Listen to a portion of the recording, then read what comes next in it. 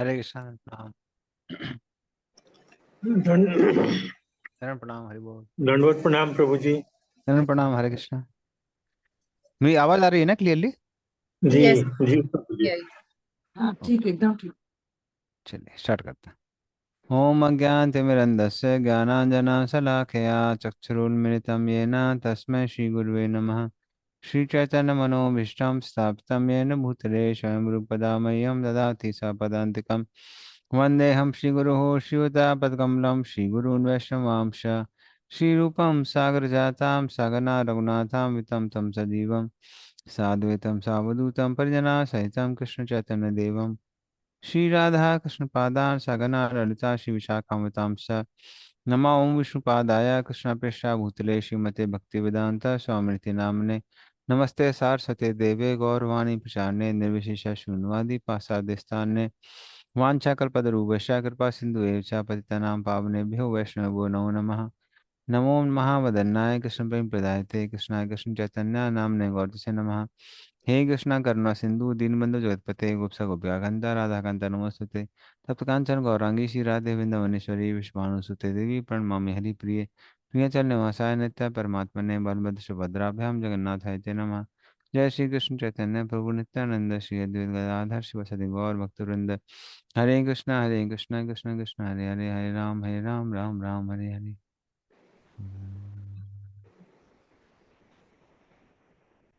Hare Krishna.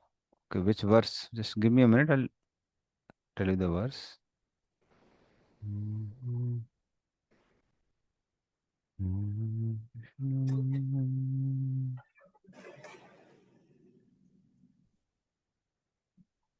2.10.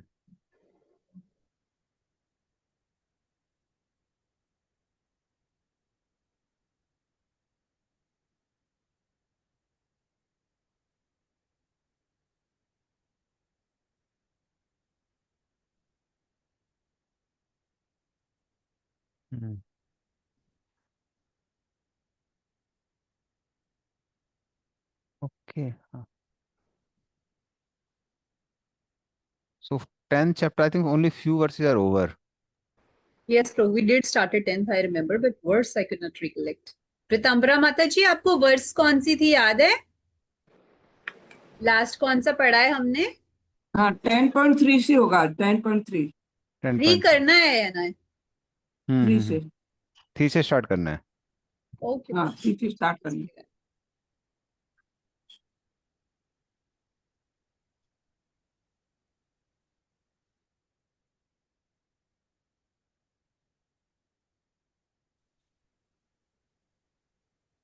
Is my screen visible? हाँ, it's visible माता जी। Okay. भूतमात्रेन्द्रिय धियां जन्म सर्ग उदाहृतः ब्रह्मणो गुणवैषम्यात् विसर्गा पुरुषा स्मृताः। हाँ, पढ़िए इसका अर्थ और तात्पर्य।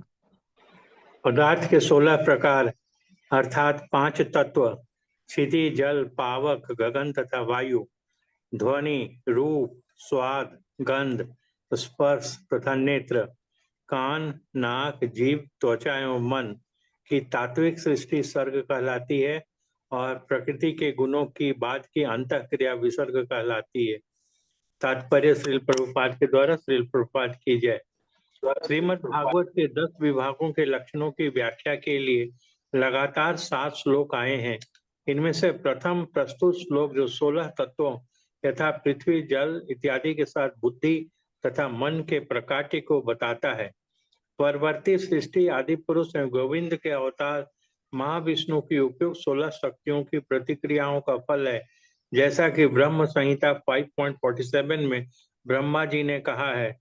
यह कारणान वजले भजति समयोग निद्रा मनंत जगत सरोम कूप आधार शक्ति मलबम्य पराम स्वमूर्तिम गोविंदमादि पुरुषम तमम वजामि।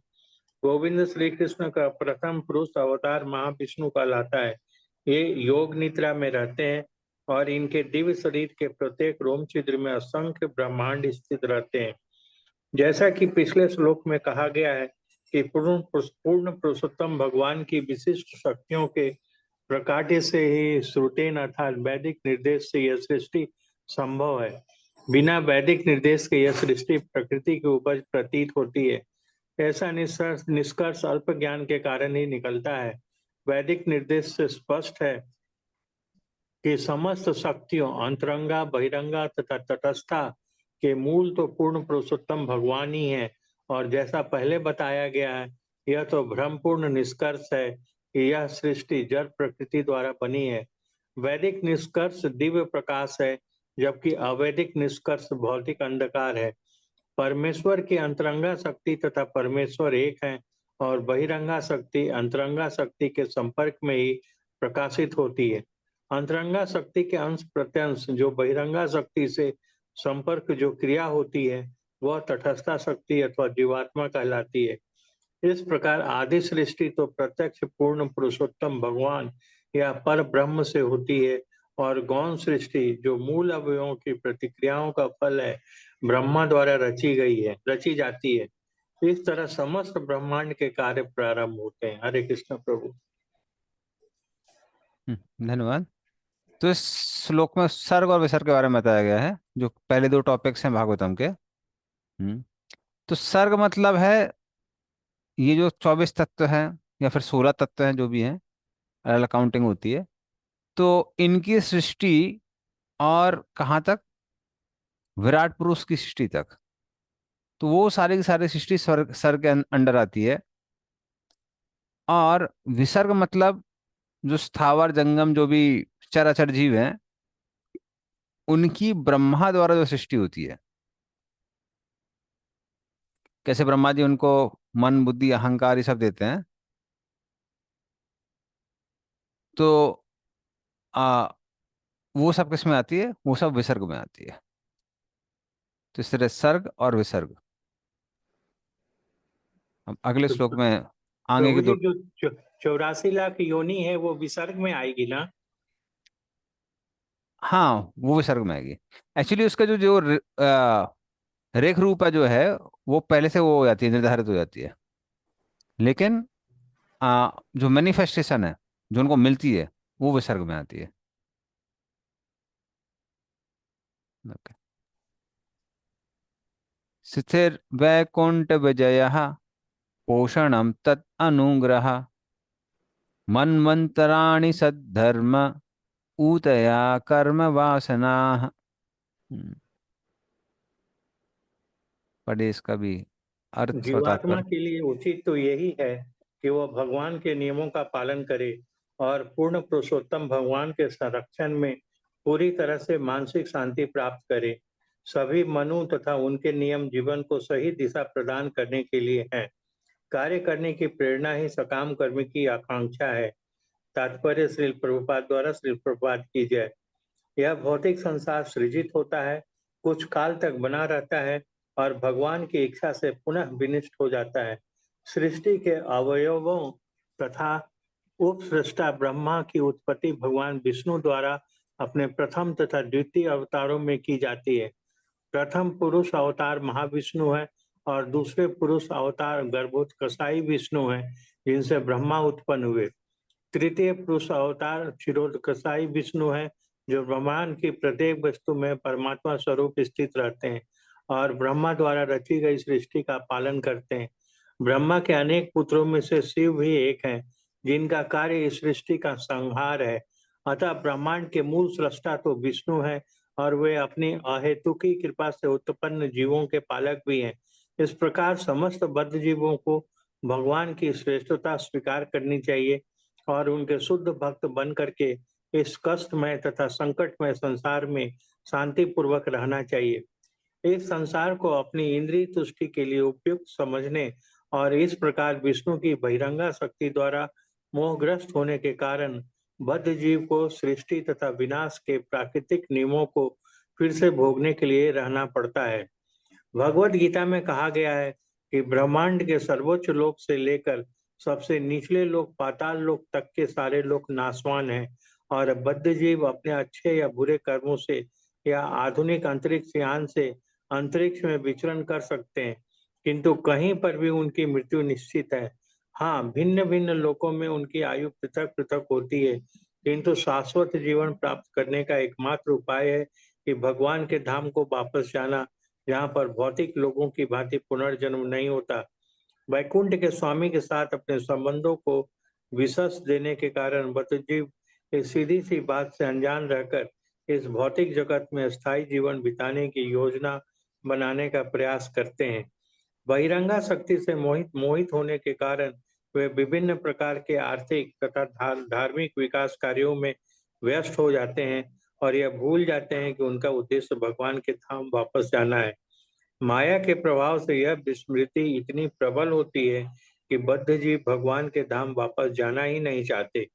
इंद्रिय सुख के कारण वे बार बार जन्म मरण के चक्र में फंसते रहते हैं और मनुष्य जीवन को बिगाड़ लेते हैं, जिसमें ही भगवान के धाम को वापस जाने का अवसर प्राप्त होते हैं। विभिन्न युगों तथा कल्पों में मनु ने जो आदेशात्मक शास्त्र बनाए वे सद्धर्म कहलाते हैं। वे मनुष्यों के लिए सन्मार्ग दिखाने वाले हैं। अतः मनुष्यों को चाहिए कि वे अपने हित में तथा अंत काल को सफल बनाने के लिए इन शास्त्रों का उपयोग करें।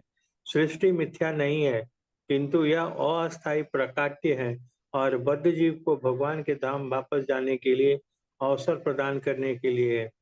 भगवान के पास जाने की इच्छा तथा उस दिशा में किए गए कार्यों से ही कर्म का सन्मार्ग बनता है, जो ऐसे नियमित पथ का अनुसरण करते हैं।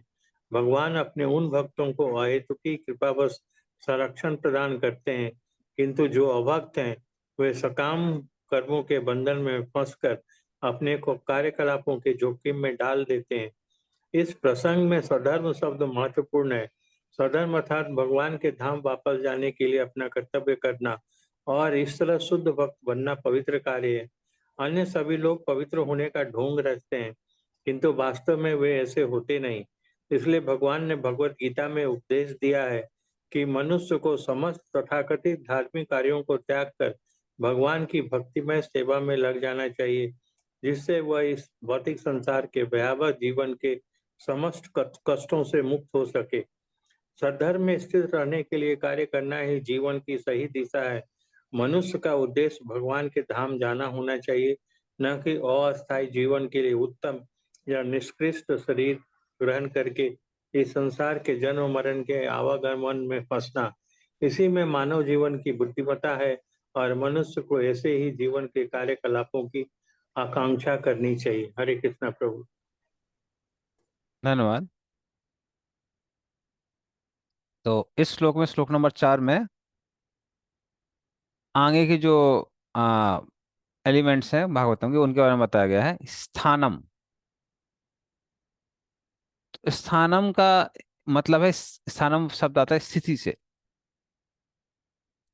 तो स्थिति मतलब भगवान की स्थिति क्या है ब्रह्मा शिव इत्यादि की तुलना में।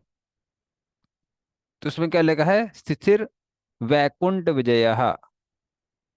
तो वैकुंठ मतलब वैकुंठ के स्वामी भगवान, भगवान विष्णु, भगवान नारायण, उनकी क्या स्थिति है शिव ब्रह्मा इत्यादि के तुलना में, उसको स्थिति कहा जाता है या स्थानम कहा जाता है। स्थिति का मतलब एक और चीज हो सकती है, वो क्या है कि जीवों की अवस्था। तो वैकुंठ विजय का मतलब होगा कि भगवान जय प्राप्त करते हैं, किसके ऊपर प्राप्त करते हैं, जीवों के कष्टों के ऊपर जय प्राप्त करते हैं। कैसे, उनका उद्धार करके। तो ये भी स्थानम में आता है। हम्म। तो सृष्टि हो जाती है, सृष्टि के बाद बताया जाता है कि जीवों का को क्या क्या कष्ट मिल रहे हैं और कैसे भगवान उसका उद्धार करते हैं, वो स्थानम में आता है। तो ये हो गया स्थान। स्थान का एक मीनिंग और जो कुछ आचार्य लोग बताते हैं वो है कैसे जीव अलग अलग आ क्षेत्रों में, भूमंडल में स्थित है, उसको भी स्थानम कहते हैं। क्योंकि फिफ्थ कैंटो में आता है क्रिएशन, पूरा जो अपना भूमंडल में कहाँ कहाँ कौन कौन से लोक हैं, कौन कौन से ग्रह नक्षत्र इत्यादि हैं, उसको भी स्थानम कहा जाता है। तो स्थानम में आ गया। तो स्थितिर वैकुंठ विजया, तो स्थानम हो गया। फिर पोषणम तद अनुग्रह। तो पोषणम का मतलब क्या है कैसे भक्तों का पोषण करते हैं भगवान। तो कैसे जीव लोग अलग अलग साधना करते हैं, गलती से अगर कोई बहुत बड़ा वो पाप भी कर देते हैं तो भी भगवान क्या करते हैं, उनका उद्धार करते हैं, उन पर कृपा करते हैं, इसको पोषण कहते हैं। हम्म, तो इसको पोषण कहते हैं। उसमें जो उदाहरण आएगा वो हम देखेंगे फिफ्थ कैंटो में पहले वो आता है कि कैसे स्थानों में अलग अलग जगह पे जीव लोग स्थित है। एंड में क्या आता है, एंड में आता है कि कैसे वो लोग नरक को भोग रहे हैं इतना भयंकर। तो ये किसकी स्थिति है, ये जीवों की स्थिति है। अब ऐसे लोगों का उद्धार कैसे होगा, वो सिक्स्थ कैंटो में आता है, क्योंकि आ, परीक्षित महाराज का हृदय द्रवित हो जाता है। वो कहते हैं कि बाबरे इतने कष्ट हैं नरक में, इनका उद्धार कैसे होगा। तो उसके लिए जो फेमस एग्जाम्पल आता है वो होता है अजामिल का, कि अजामिल इतना पापी था, उसका भी भगवान ने उद्धार किया, वो आ जाता है पोषण में। तो उसके बाद भगवान क्या करते हैं, इस तरह से जीवों का या फिर भक्तों का पोषण करते हैं। पोषण के बाद में मनवंतर, मनवत सद्धर्म। हाँ, तो मनवंतर सद्धर्म का मतलब क्या है कि हर मनु में राजा लोगों ने क्या क्या धार्मिक काम किए, और जीवों को भी कौन कौन से काम करने चाहिए। हाँ, तो खासकर यहाँ पे किसी बात आ रही है, सात्विक जीवों के बारे में बात आ रही है। तो जो अलग अलग मनु हैं उनके क्रियाकलाप के बारे में बताया गया है। वो हम देखते हैं कि सिक्स कैंटो में भी आता है, और इवन फिफ्थ कैंटो में भी इनकी कथा आती है। प्रियव्रत महाराज वगैरह की कथा आती है। तो ये सब किस में आ जाता है, ये सब आ जाता है मनवंतर। ओके, तो मनवंतर हो गया। फिर है ऊती। ऊती के बारे में बताया गया है, सद्धर्म ऊत या कर्म वासना। तो ऊती का मतलब क्या है कि अलग अलग जो वासनाएं हैं, वासनाओं का मतलब क्या होता है, इंप्रेशंस। इंप्रेशंस, तो पूर्व जन्म में जो हमने कर्म किए हैं उसके अनुसार सबके अपने अपने इंप्रेशंस हैं। तो कुछ इंप्रेशंस होते हैं धार्मिक कार्य वाले या पुण्य वाले इंप्रेशंस होते हैं, कुछ पाप वाले इंप्रेशंस होते हैं, और उसी के अनुसार जीवों को अलग अलग शरीर प्राप्त होते हैं। तो ये सब सेवेंथ कैंटो में अच्छे से दिया हुआ है। सेवेंथ कैंटो में काफी डिटेल में दिया हुआ है। तो अलग अलग ऊतियां दी हुई हैं। तो जो प्रहलाद महाराज हैं वो आ जाते हैं धार्मिक में, हिरण्यकशिपु अधार्मिक में। लेकिन बहुत सारे मनुष्य हैं जो ना धार्मिक है, ना आसुरी संप्रदाय के हैं, ना दैवी संप्रदाय के, बीच के हैं, मिक्स्ड। तो उस उनके स्वभाव के अनुसार अलग अलग वर्णाश्रम के धर्म होते हैं, अलग अलग वर्ण होते हैं, आश्रम होते हैं, जिसके जिसके डिटेल बारे में डिटेल सेवन्थ कैंटो का एंड में दिया हुआ है। तो इस तरह से अलग अलग ऊती है। और मनवंतर के बारे में हम देखेंगे कि मनु के आ, कौन कौन से मनु आए, कि ने क्या क्या राज्य किया, ये एट्थ कैंटो में काफी डिटेल में दिया हुआ है, मनवंतर। हम्म, तो ये सब डिटेल इसमें आ जाते हैं। ओके, तो आगे चलते हैं, ऊते कर्मासना।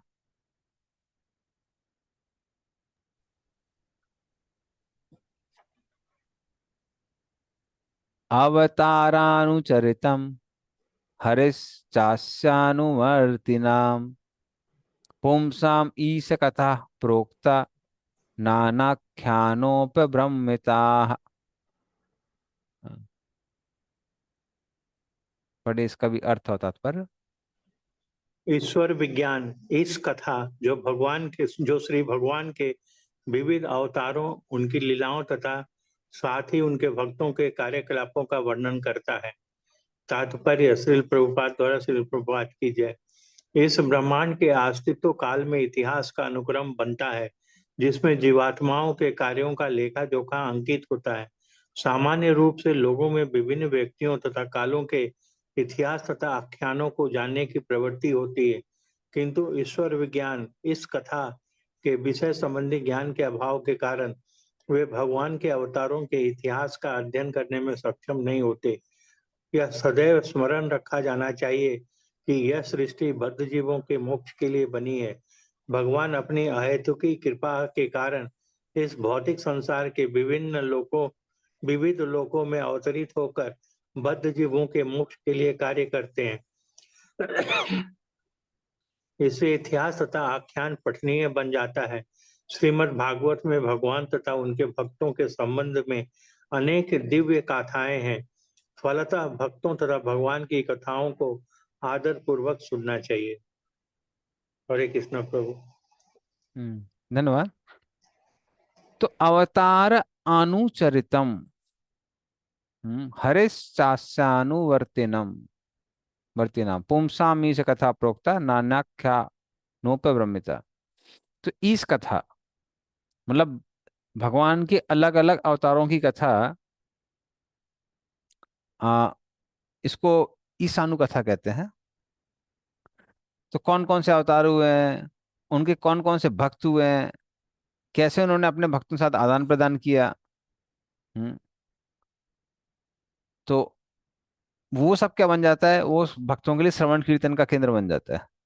कौन कौन से भक्त हुए, भगवान ने क्या क्या लीलाएं की, तो ये सब ईशानु कथा में आता है। और ये 8th कैंटो में बहुत डिटेल में दिया हुआ है, हम देख सकते हैं 8वें स्कंद में।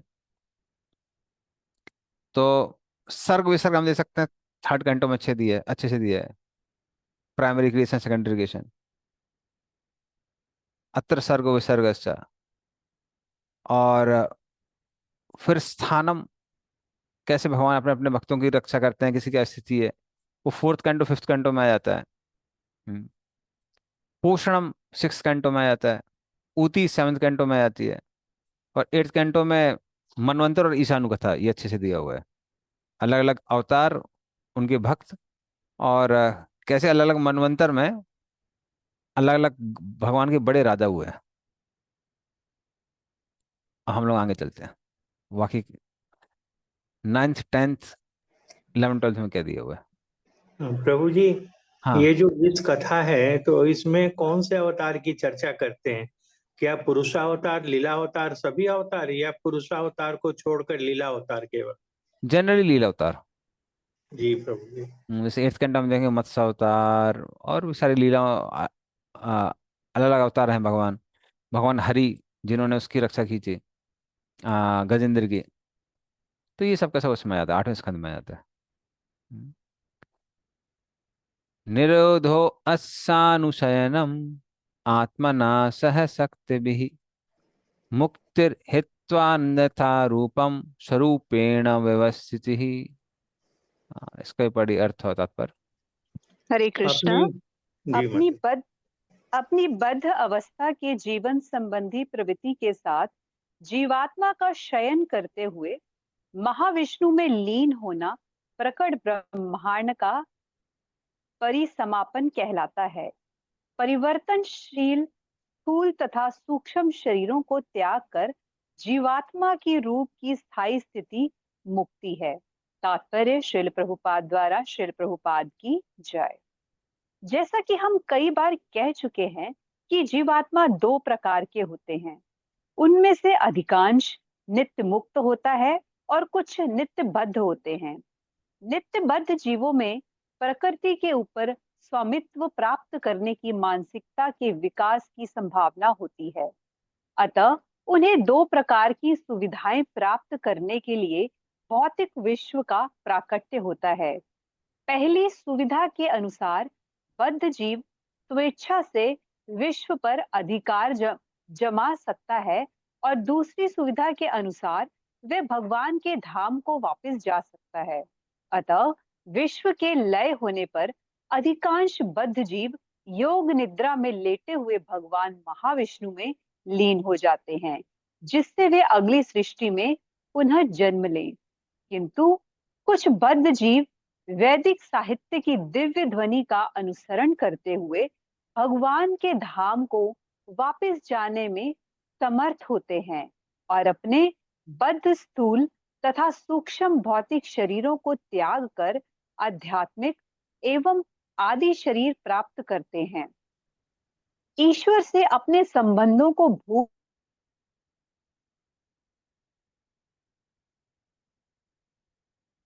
जाने से जीवात्माओं को भौतिक के प्राकट्य होने पर बद्ध जीवों को शास्त्र की सहायता से, जिन्हें भगवान ने अपने विभिन्न अवतारों के समय कृपावश संकलित किया है, अपनी मूल स्थिति को पुनर्जीवित करने का अवसर प्रदान किया जाता है। ऐसे दिव्य साहित्य के श्रवण या पठन से बद्ध अवस्था में होते हुए भी जीव को मुक्ति होने में मुक्त होने में सहायता मिलती है।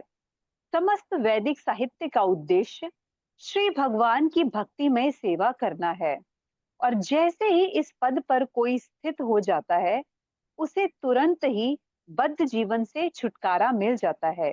भौतिक स्थूल तथा सूक्ष्म रूपों का कारण मात्र बद्ध जीव की अज्ञानता है, और जो ही वह भगवान की भक्ति में स्थित हो जाता है, वह बद्ध अवस्था से मुक्ति पाने का अधिकारी बन जाता है।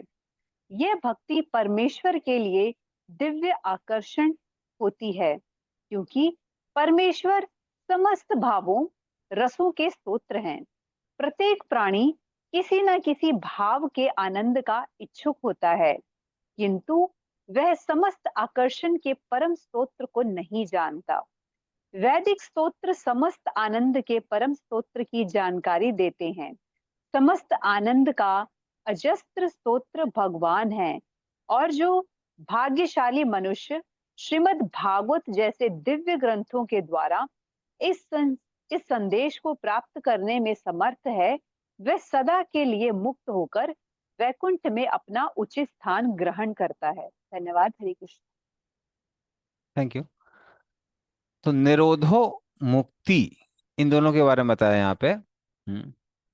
तो निरोधो के बारे में बताया, निरोधो असानुशयनम आत्मान सह शक्ति भी। तो निरोध का मतलब क्या है?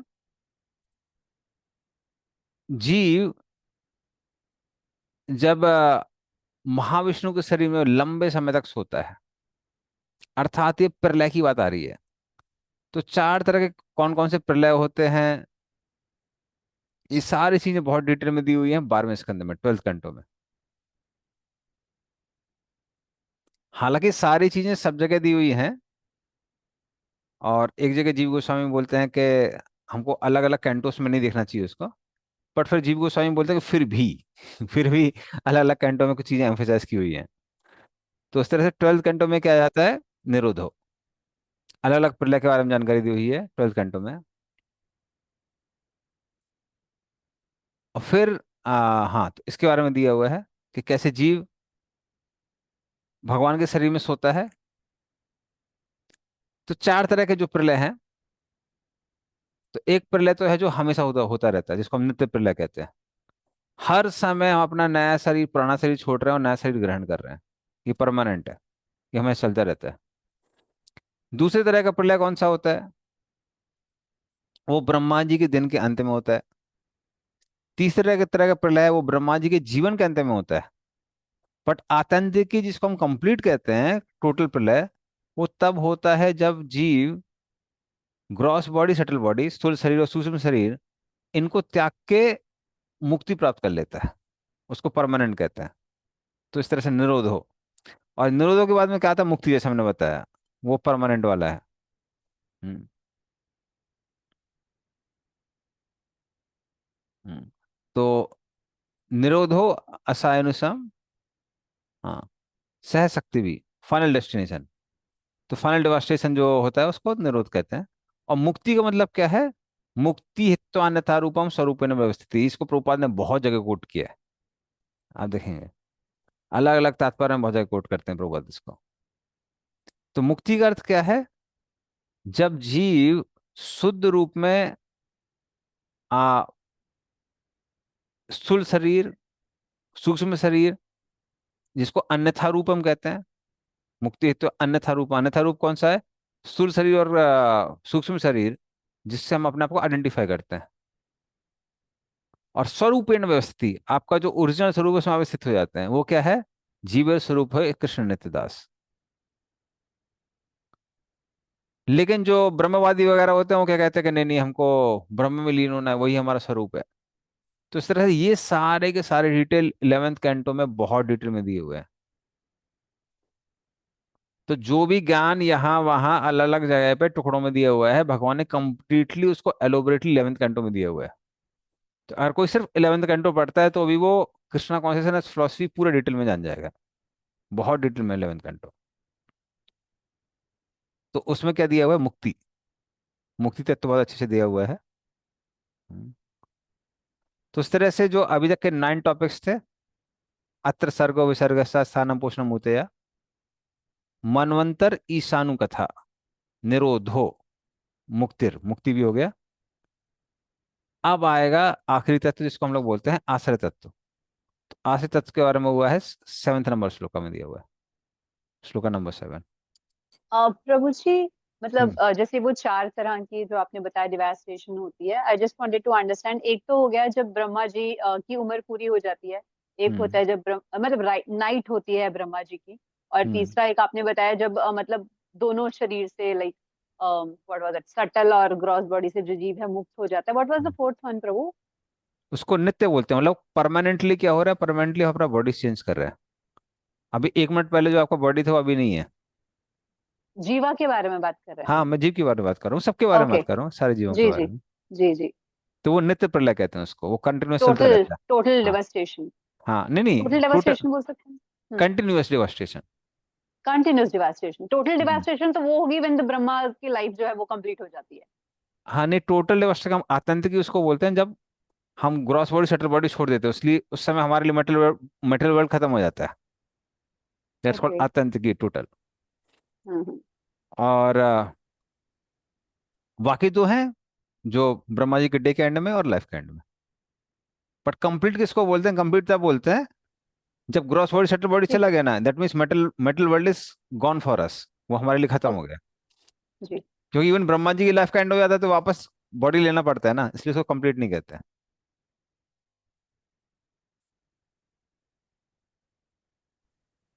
जी। हरे हरे। Thank you. Thank you. आभासश्च निरोधश्च यतो अस्ति अद्वसीयते, स आश्रयः परम ब्रह्म परमात्मेति शब्दते। पढ़िए उसका भी अर्थ और तात्पर्य। कृष्णा, परम पुरुष अथवा परमात्मा कहलाने वाले परमेश ही जिस जगत के परम स्रोत, इसके आगार, आश्रय तथा लय है। इस प्रकार परम स्रोत परम सत्य है। तात्पर्य, जैसा कि श्रीमद् भागवत के प्रारंभ में कहा गया है, समस्त शक्तियों के परम स्रोत के पर्याय जन्मादि यस्य वदन्ति तत् तद्वित् तत्त्वं यज्ञानम अद्वयम ब्रह्मेति परमात्मेति भगवानिति शब्दते परब्रह्म परमात्मा या भगवान कहलाते हैं। इस श्लोक में इति शब्द के प्रयोग से पर्यायों का अंत हो जाता है। इस प्रकार भगवान का द्योतक है। इसकी और व्याख्या बाद के श्लोकों में की जाएगी, किंतु अंततः इस भगवान का अर्थ है भगवान कृष्ण, क्योंकि श्रीमद् भगवान भागवत ने पूर्ण पुरुषोत्तम भगवान को कृष्ण रूप में पहले ही मान लिया है। कृष्णस्तु भगवान स्वयं समस्त शक्तियों के मूलाधार परम सत्य है, जो ब्रह्म इत्यादि कहलाता है। भगवान परम सत्य के लिए अंतिम शब्द है। किंतु भगवान के पर्यायों में से तथा नारायण, विष्णु तथा पुरुष में से अंतिम शब्द कृष्ण है, जिसकी पुष्टि भगवत गीता में हुई है। हम सर्वस्य प्रभो मत्तः सर्वं प्रवर्तते। इसके अर्थ श्रीमद् भागवत भगवान के सब अवतार के रूप में भगवान कृष्ण का प्रतिरूप है। कृष्ण स्वधामोपगते धर्म ज्ञानादि सह कलो नष्ट दिशा में पुराणार्को अधुनोदित। भागवत 1.3.43। इस पर का निष्कर्ष निकला, भगवान श्री कृष्ण समस्त शक्तियों के परम स्रोत है, और कृष्ण शब्द का अर्थ भी यही है। कृष्ण अथवा कृष्ण तत्व की व्याख्या के लिए श्रीमद् भागवत की रचना की गई है। श्रीमद् भागवत के प्रथम स्कंद में सूत गोस्वामी तथा सौनक जैसे महान ऋषियों के प्रश्नोत्तर से इस तत्व की जानकारी मिलती है, और इसी स्कंद के प्रथम तथा द्वितीय अध्यायों में इसकी व्याख्या है। तृतीय अध्याय में विषय को स्पष्ट किया गया है। तो चतुर्थ अध्याय में यह और भी स्पष्ट हो जाती है। द्वितीय स्कंद में श्री भगवान के रूप में परम सत्य पर बल दिया गया है और परम ईश्वर श्री कृष्ण है ऐसा दर्शाया गया है। जैसा कि पहले कहा जा चुका है, 4 श्लोकों में श्रीमद् भागवत का सार संक्षेप में दिया गया है। निर्गुण पुरुषोत्तम भगवान के विषय की अंततः ब्रह्मा ने ब्रह्म संहिता में इस प्रकार पुष्टि की है। ईश्वर परम कृष्ण सच्चिदानंद विग्रह है। ऐसा ही श्रीमद् भागवत के 33 स्कंध से निष्कर्ष निकलता है। उन विषय की विस्तृत व्याख्या श्रीमद् भागवत के 10th तथा एकादश स्कंधों में मिलती है। स्वयंभुव मनवंतर तथा चाक्षुष मनवंतर जैसे मनवंतरों के प्रसंग में जिनकी व्याख्या तृतीय, चतुर्थ, पंचम, षष्ठ तथा सप्तम स्कंद में की गई है, श्री कृष्ण का ही संकेत है। अष्टम स्कंद में वैश्विक मनवंतर से भी अप्रत्यक्ष रूप से उसी विषय की व्याख्या होती है। नवम स्कंद का भी वही सार है। 12वें स्कंद में विशेष रूप से भगवान के विविध अवतारों के विषय में व्याख्या की गई है। इस प्रकार संपूर्ण श्रीमद् भागवत के अध्ययन से यह निष्कर्ष निकलता है कि भगवान श्री कृष्ण ही समस्त शक्ति के परम स्रोत है। उपासकों की कोटियों के अनुसार नारायण, ब्रह्म, परमात्मा इत्यादि नामों की व्याख्या अलग अलग हो जाती है। हरे कृष्ण। धन्यवाद। तो इस श्लोक में बताया गया है, अभ्यासश्च निरोधश्च यतो अस्ति अदवसीयते सा आश्रयः। तो 10वां जो है वो आश्रय है। किसके आश्रय हैं? सारे 9 टॉपिक्स के जो आश्रय हैं। अत्र सर्ग विसर्ग, सर्ग और विसर्ग कौन करने वाले? वो भगवान करने वाले हैं। स्थिति अर्थात भक्तों की जो प्रोटेक्शन है वो कौन करने वाले? वो भगवान करने वाले हैं। पोषण, भक्तों का पोषण करने पालन पोषण करने वाले कौन है? वो भगवान करने वाले हैं। ऊति, जो अलग अलग प्रोपेंसिटीज हैं उनको देने वाले और उनको पूरा करने वाले कौन है? वो भी भगवान ही है।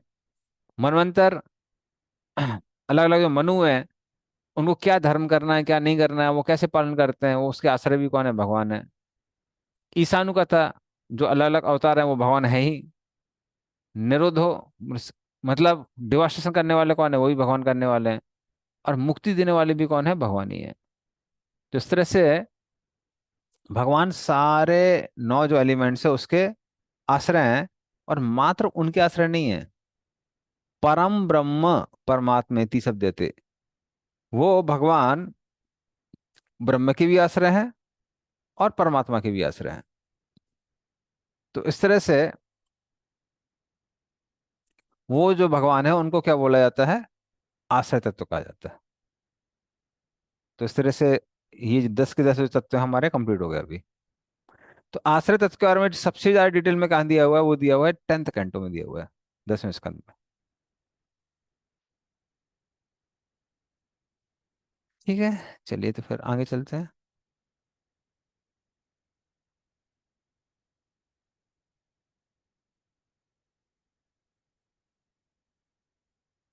हम्म।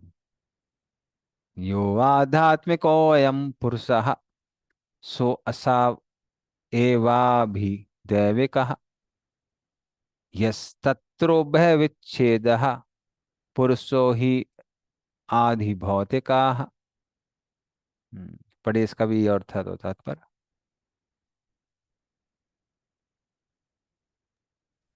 हरे कृष्ण।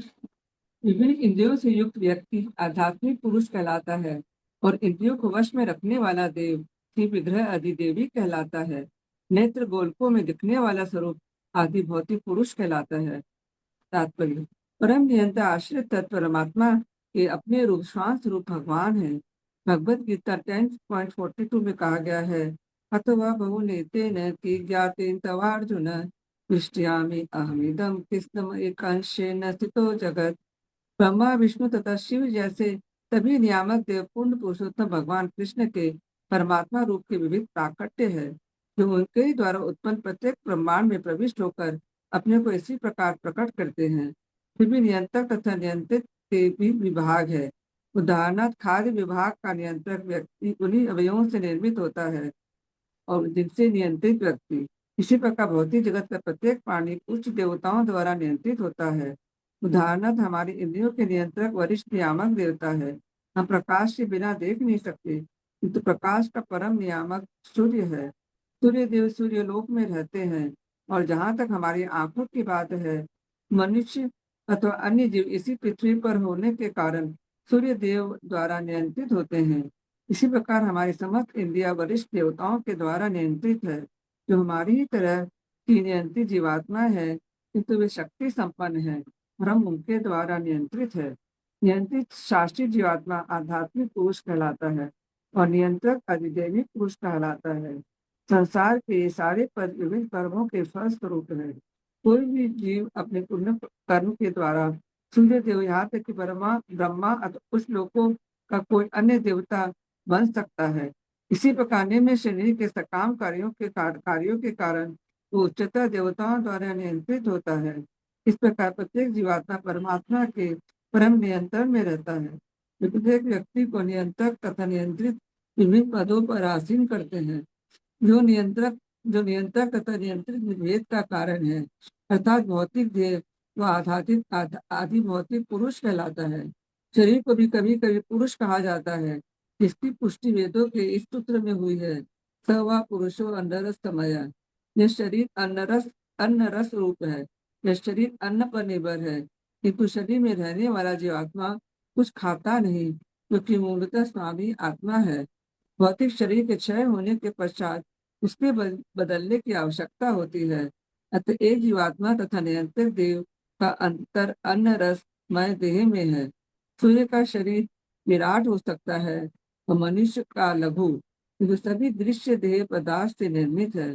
तो भी सूर्य तथा पुरुष जो नियंत्रक तथा नियंत्रित संबंध से बंधे हैं, परमेश्वर के एक से आध्यात्मिक अंश है और इन अंशों को विभिन्न पदों में बैठाने वाला परमेश्वर ही है।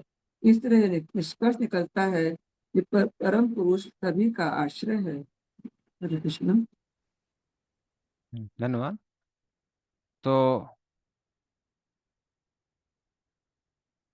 आ, सा यो आध्यात्मिको अयम पुरुषः सा आसाव एवाधिदैविके यह सत्रो विच्छेदः पुरुषो ही आदि भौतिकः। तो इस श्लोक में श्लोक नंबर 8 और 9, 8th एंड 9th, इन दोनों में क्या दिखाया गया है? इन दोनों में दिखाया गया है कि कैसे वो जो भगवान है वो जीव से अभिन्न है in the sense of quality, जो कि किसके लिए लिया हुआ है? पर ब्रह्म। 7th चैप्टर उसमें दिया था ना वर्ष में, कि वही भगवान कौन है? पर ब्रह्म है। और फिर वो कैसे परमात्मा से अभिन्न है ये भी बताया हुआ है। ये भी 7th उसमें दिया हुआ था कि कैसे भगवान उन दोनों से अभिन्न है। तो उसकी एनालॉजी यहाँ पे दी हुई है। क्या एनालॉजी दी हुई है? कि जो आध्यात्मिक पुरुष हैं, हम्म, यो आध्यात्मिको अयम पुरुष सो असाव अभिदैविक है। वो किससे अभिन्न है? वो देवता से अभिन्न है।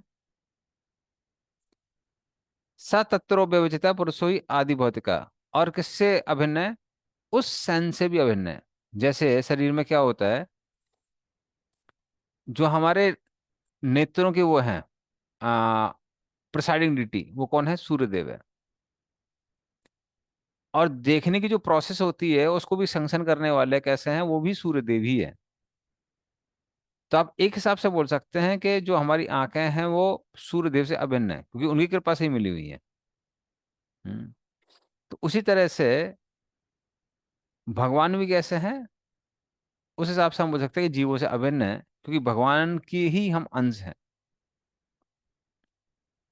तो होता कैसा है, ये हम लोग पहले भी डिस्कस कर चुके हैं सेकंड कैंटो में, कि सारी चीजें किसकी इंटरेक्शन होती हैं? आध्यात्म, आदिभूत और आदिदेव। तो आध्यात्म क्या है? हमारे सेंसेस है। आदिभूत मतलब सेंस ऑब्जेक्ट्स, और आदिदेव मतलब जो उसके देवता है। तो आध्यात्म हुए हमारे, एग्जाम्पल हुई आंख। आदिभूत मतलब जो फॉर्म्स हैं, रूप। और आदिदेव कौन है? सूर्यदेव है। पर सूर्यदेव की कृपा से ही किसी को अच्छी आंखें मिलती हैं, किसी को अच्छी आंखें नहीं मिलती हैं। तो उस हिसाब से आप बोल सकते हैं कि जो आंखें हैं वो उनसे अभिन्न है। तो उसी तरह से जो भगवान है वो भी कैसे हैं? वो जीवों से अभिन्न है। और ये एनालॉजी यहाँ पे दी हुई है। ठीक है, तो फिर इस तरह से आगे चलते हैं हम लोग नेक्स्ट श्लोक में। तो ये पर ब्रह्म के बारे में एग्जाम्पल था वर्ष नंबर 8 में। और वर्ष नंबर 9 में कैसे वो परमात्मा से भिन्न आश्रय तत्व भगवान, उसके बारे में दिया हुआ है। एकाम एकतरा भावे यदा नोपलभ लभामहे तृतीयं तत्र यो वेद स आत्मा स्वाश्रयाश्रयः। पढ़िए इसका भी अर्थ और तात्पर्य। हरे कृष्णा। यही जीवात्माओं की उपयुक्त तीनों अवस्थाएं अन्योन्याश्रित है। किसी एक के अभाव में दूसरे को नहीं समझा जा सकता, किंतु परमेश्वर इन सबको एक दूसरे के आश्रय के रूप में देखता हुआ इन सबसे स्वतंत्र है, अतः वह परम आश्रय है। तात्पर्य जीवात्मा असंख्य है और नियंत्रक तथा नियंत्रित संबंध द्वारा एक दूसरे पर आश्रित है, तो बिना देखे कोई यह नहीं जान सकता है कि कौन नियंत्रक है और कौन नियंत्रित है। उदाहरण, सूर्य हमारी दृष्टि का नियंत्रक है। हम सूर्य को देखते हैं क्योंकि सूर्य के शरीर है, और सूर्य का प्रकाश केवल इससे उपयोगी है क्योंकि हमारे नेत्र है, हम देखते हैं। बिना नेत्र के सूर्य प्रकाश अर्थहीन है, और सूर्य प्रकाश के बिना नेत्र व्यर्थ है। इस प्रकार वो अन्योन्याश्रित है, इनमें से कोई भी स्वतंत्र नहीं है। स्वाभाविक प्रश्न उठता है, किसने उन्हें अन्योन्याश्रित बनाया? जिसने ऐसा किया होगा वो अवश्य पूर्णतः स्वतंत्र होगा। जैसा कि श्रीमद् भागवत के प्रारंभ में कहा गया है, समस्त अन्याश्रित वस्तुओं का परम स्रोत पूर्ण स्वतंत्र तत्व होता है। इस सभी अन्याश्रित तत्वों का ऐसा तो परम सत्य या परमात्मा है, अन्य किसी वस्तु पर आश्रित नहीं है। वह स्व आश्रयाश्रय है, वह केवल अपने आप पर आश्रित है। प्रत्येक वस्तु का परम आश्रय वह है। यद्यपि परमात्मा तथा ब्रह्म भगवान के आश्रित है, क्योंकि भगवान ही पुरुषोत्तम या पुरुष परम पुरुष है, किंतु परमात्मा का भी स्रोत है। श्रीमद् भगवत गीता 15.18 में भगवान श्री कृष्ण कहते हैं वे पुरुषोत्तम है और हर वस्तु के स्रोत है। अतः यह निष्कर्ष निकलता है कि श्री कृष्ण समस्त जीवों के, यहाँ तक कि परमात्मा तथा ब्रह्म के भी परम स्रोत तथा आश्रय है। हम यह मान भी ले कि परमात्मा तथा आत्मा में कोई अंतर नहीं है, तो भी आत्मा माया के मोह से मुक्त होने के लिए परमात्मा पर आश्रित है। प्रत्येक व्यक्ति माया के चंगुल में फंसा है। अतः गुणात्मक रूप से परमात्मा से अभिन्न होते हुए भी वह अपने को पदार्थ मानने के मोह से ग्रस्त है। इस यथार्थ जीवन के मोह में विचार से उबर पाने के लिए आत्मा को परमात्मा के आश्रित रहना होता है, जिससे वह इस उसी रूप में मान्य हो। इस दृष्टि से भी परमात्मा परम आश्रय है और इसके विषय में किसी भी प्रकार का संदेह नहीं है। जीवात्मा या जीव सदा परमात्मा पर आश्रित है, क्योंकि आत्मा अपनी पहचान सत्ता भूल जाता है, किंतु परमात्मा अपनी दिव्य स्थिति को नहीं भूलता। भगवत गीता में जीवात्मा तथा परमात्मा की पृथक पृथक स्थितियों का उल्लेख हुआ है। चतुर्थ अध्याय में जीवात्मा रूप अर्जुन को इस प्रकार चित्रित किया गया है, जिसे अपने अनेक पूर्व जन्मों की स्मृति नहीं है, किंतु परमात्मा स्वरूप भगवान को सब कुछ स्मरण रहता है। भगवान को इतना तक स्मरण है कि करोड़ों वर्ष पूर्व उन्होंने सूर्य देव को भगवत गीता की शिक्षा दी थी। भगवान लाखों करोड़ों वर्षों पुरानी घटनाएं स्मरण रख सकते हैं, जैसा कि भगवत गीता 7.26 में कहा गया है। वेदाहं संतीतानि वर्तमानानि च अर्जुन भविष्यानि च भूतानि मातु वेद न कश्चन। सच्चिदानंद रूप भगवान को इसका पूरा ज्ञान है कि भूतकाल में क्या हुआ, वर्तमान काल में क्या हो रहा है और भविष्य में क्या होगा। ऐसे परमात्मा तथा ब्रह्म के आश्रय भगवान को अल्पज्ञ नहीं समझ पाते।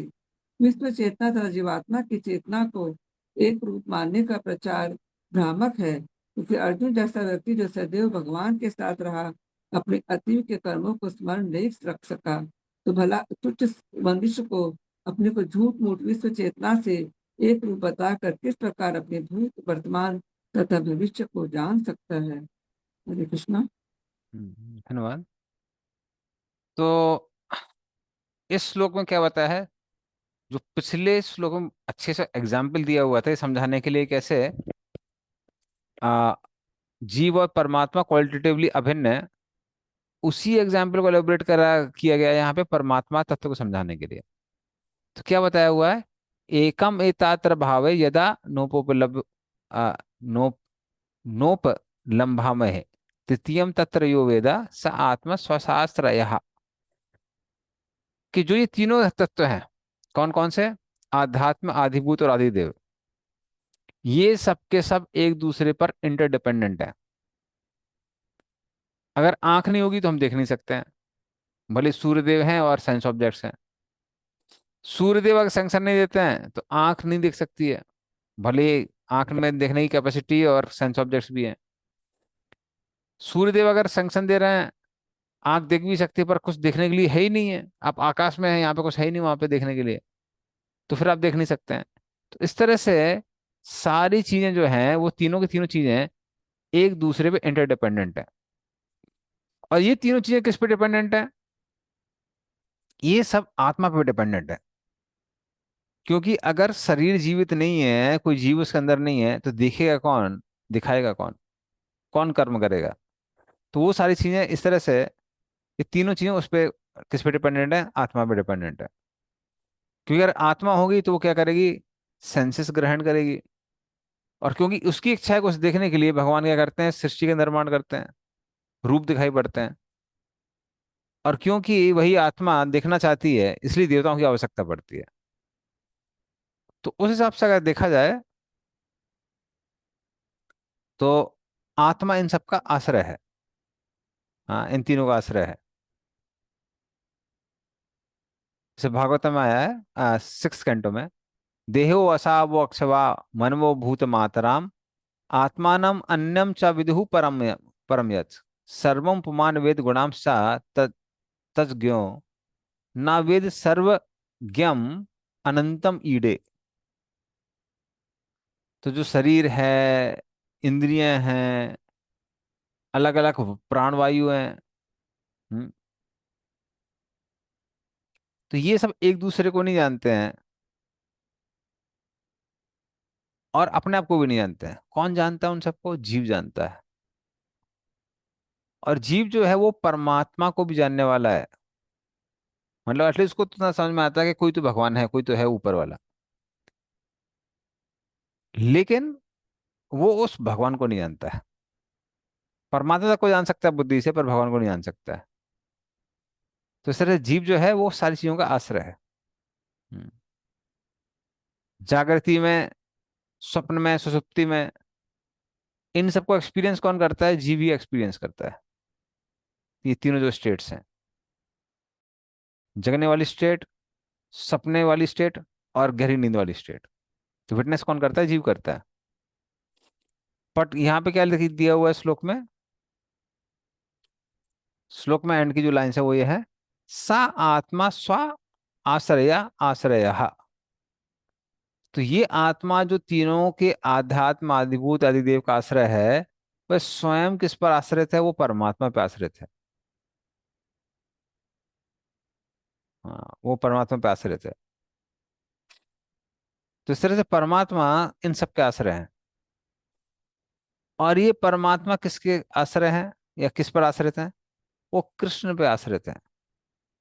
जब भगवान बोलते हैं विष्टभ्याम इदम कृष्णम एकम सेन स्थित जगत, मैं अपने अंश से सब जगह फैला हुआ हूँ, तो इसका मतलब वो कृष्ण क्या बता रहे हैं कि ये जो परमात्मा तत्व है वो मेरा ही अंश है। ब्रह्म के बारे में भगवान कहते हैं ब्रह्मणो ही प्रतिष्ठा हम। हम्म। तो जो ब्रह्म है वो भी, उसका भी आश्रय कौन है, कृष्ण ही है। तो इस तरह से कृष्ण सबका परम आश्रय है। परमात्मा का, ब्रह्म का और जीव का, हर चीज का आश्रय कौन है, कृष्ण ही है।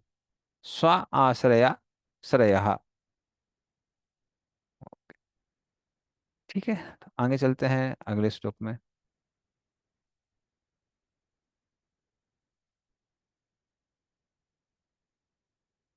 पुरुषो अंडम निर्भिद्य यदा सो स विनिर्गतः आत्मनोयनम अन्विच्छन् अपो साक्षी शुचि। पढ़िए इसका अर्थ होता है। हरे कृष्ण प्रभु। विभिन्न ब्रह्मांडों को पृथक करके विराट स्वरूप भगवान महाविष्णु जो प्रथम पुरुष अवतार के प्रकट होने के स्थान कारनानों से बाहर आए थे, सृजित दिव्य जल गर्भोतक में शयन करने की इच्छा से उन विभिन्न ब्रह्मांडों में प्रविष्ट हुए। तात्पर्य श्रील प्रभुपाद के द्वारा। श्रील प्रभुपाद की जय।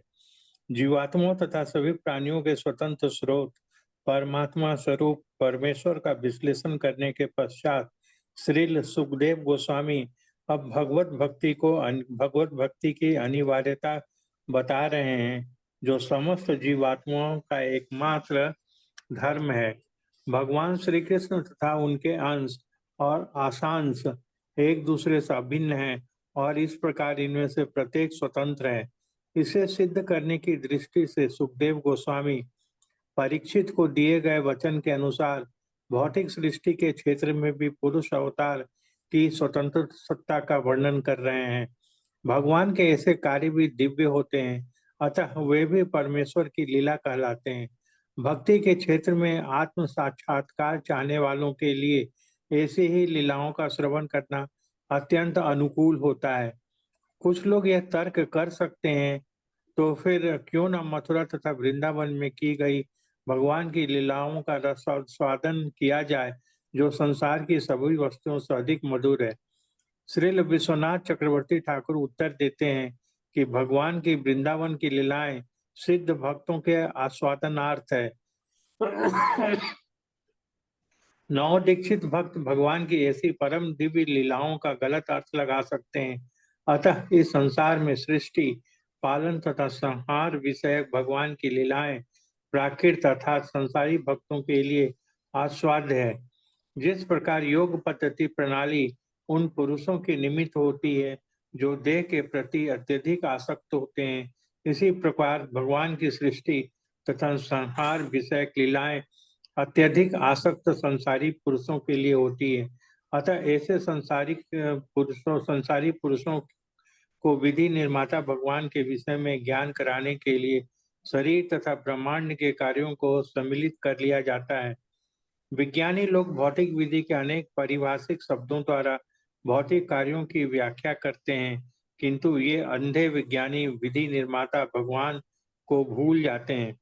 श्रीमद् भागवत विधि निर्माता का संकेत करता है। मनुष्य को चाहिए कि वह मोटर या डायनामो की यांत्रिक रचना से विस्मित न हो, वरन उस इंजीनियर को सराहे जिसने ऐसे अद्भुत काम करने वाली मशीन बनाई।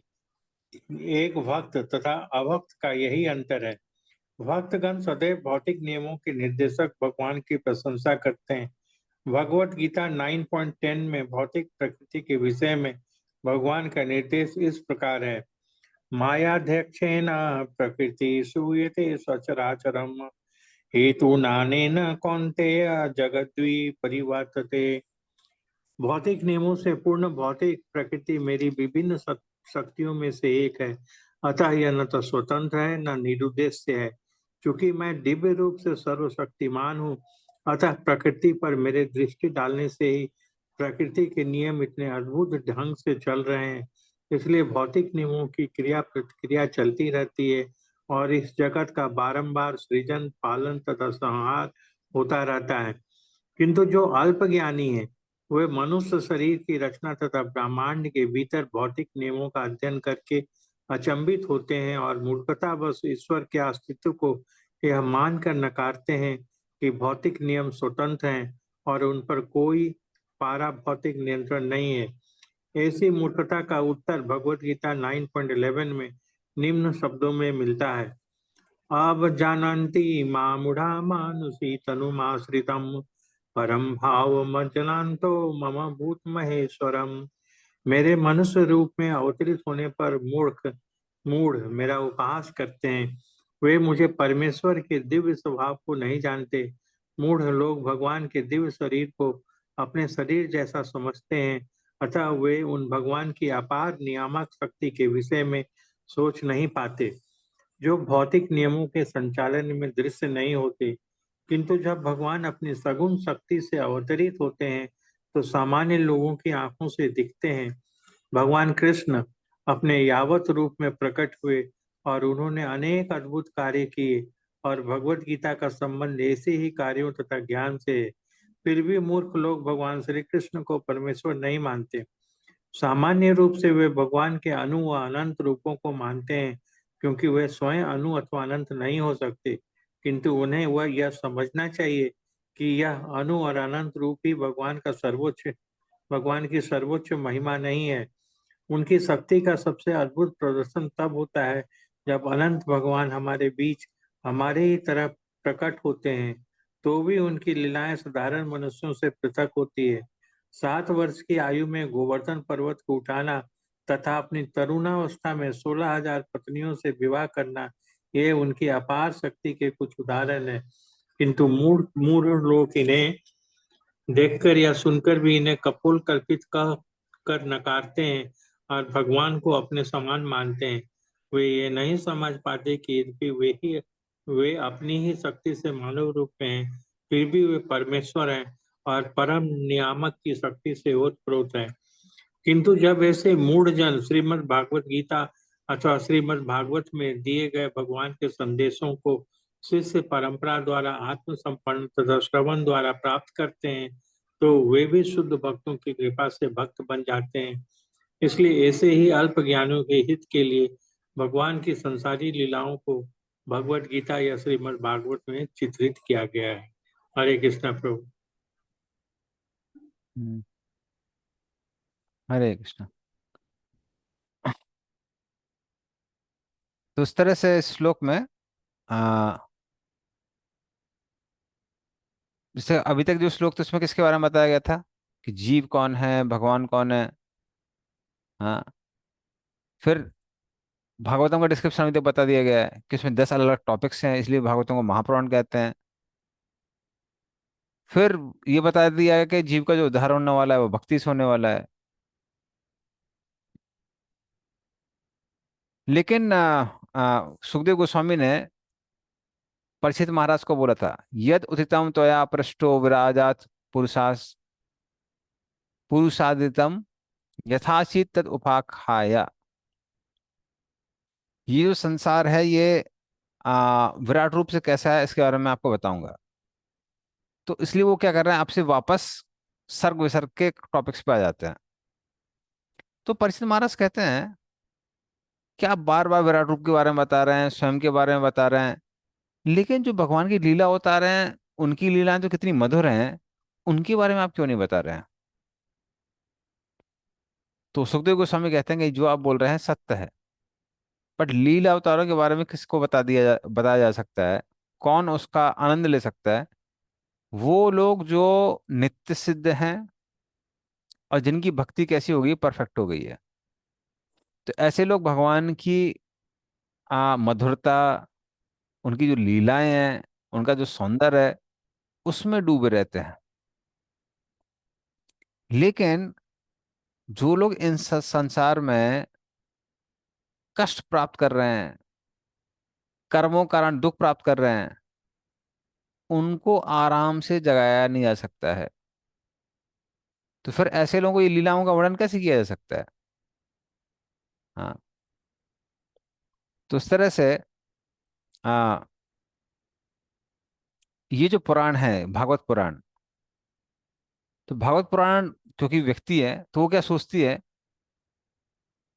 कि साधकों के लिए भी हमको कुछ इंस्ट्रक्शन देना चाहिए। इसीलिए वो बार बार अलग अलग तरीके से साधकों को इंस्ट्रक्शंस देखिए देती है, ताकि वो जो माया की गोद में सो रहे हैं वो जाग सके। तो जैसे जब व्यक्ति आग से जल जाता है, तो आयुर्वेदिक ट्रीटमेंट होती है जिसमें आग के द्वारा ही उसको क्योर भी किया जाता है, उसको ठीक किया जाता है। या फिर जो व्यक्ति भूत प्रेत की वजह से पागल हो गया है, उसको भी भूत प्रेत के मंत्रों से ही ठीक किया जाता है। इसी तरह से जो जीव माया में सो गया है, उसको भी माया से संबंधित जो चीजें हैं, आ, जो ज्ञान है, उससे जगाया जाता है।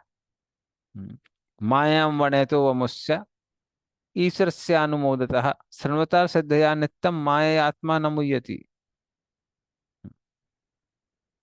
तो वो जीव जो हमेशा भगवान को या माया को भगवान से संबंधित देखता है, उसके बारे में सुनता है, याद करता है श्रद्धा के साथ, वो माया से मोहित नहीं होता है। तो भगवान का जो संबंध माया से है वो सर्ग और विसर्ग में आता है। इसलिए बार बार सेकंड कैंटो में भी, थर्ड कैंटो में भी, और उसके बाद में भी कई जगह ये सर्ग और विसर्ग का डिटेल आया है। हाँ। तो हालांकि जब भगवान की लीलाओं की बौछारें बढ़ती हैं, तो वो जीव जो माया में सो रहा है, खुश है, या फिर बहुत दुखी है, वो वापस आनंद लेने लगता है, नाचने लगता है, इन सब में आनंद लेने लगता है। हाँ। लेकिन फिर भी जो साधारण जीव हैं, और वो साधारण जीव जो इस संसार सागर को पार करना चाहते हैं, जिन्होंने गुरु का आश्रय ले लिया है,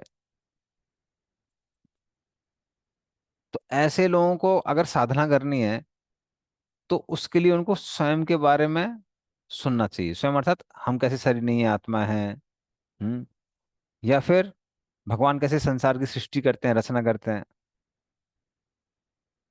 तो इस तरह से उसको उनको सुनना चाहिए। तो जो साधक भक्त हैं या फिर जो वाकई में सिंसियर भक्त हैं, उनको पूरे भागवतम को सुनना चाहिए। हाँ। तो हालांकि आ भागवतम सिर्फ भगवान के बारे में नहीं बताती है, परमात्मा के बारे में बताती है, ब्रह्म के बारे में बताती है। ब्रह्म इति परमात्मा इति भगवान इति शब्द देते। तो बार बार इसका वर्णन आया है, ब्रह्म का भी आया, परमात्मा का भी आया है। ये क्यों आया है? ये इसलिए आया है क्योंकि भागवतम उनको भी भक्ति देना चाहती है जो ब्रह्म और परमात्मा की उपासना करते हैं। हाँ। या फिर भागवतम उनके लिए भी बनी हुई है जो ब्रह्म का साक्षात्कार कर चुके हैं, परमात्मा का साक्षात्कार कर चुके हैं। आत्मा रामश्च मुनियो निर्गंति पुरुकुर में कुर्वन्ति यत्किंवन्ति इत्थम भूत गुणो हरि। तो जो आत्माराम मुनि है इन सबको सुनते हैं, आत्मा भ्रमण करने वाले। और फिर उसके बाद में जब वो भगवान के बारे में सुनते हैं तो वो कैसे हो जाते हैं? भगवान से आकर्षित हो जाते हैं। तो कि हालांकि कृष्ण बहुत मधुर हैं, उनके नाम, रूप, गुण, लीला सब बहुत मधुर है। और वो धर्म, ज्ञान, बल, ऐश्वर्य इन सब से पूर्ण है। और भगवान मत्स्य अवतार, कूर्म अवतार, आ, इन सबको लेके संसार में आते हैं, क्योंकि जब भगवान अवतरित होते हैं तो बाकी अवतार भगवान कृष्ण के शरीर में चले जाते हैं इन लीलाओं का, कृष्ण की लीलाओं का आस्वादन करने के लिए। हाँ, वो उस तरह से जैसे लोग बार बार अपने घर की फोटो देखना चाहते हैं या फैमिली मेंबर की फोटो देखना चाहते हैं, वैसे। तो इस तरह से आ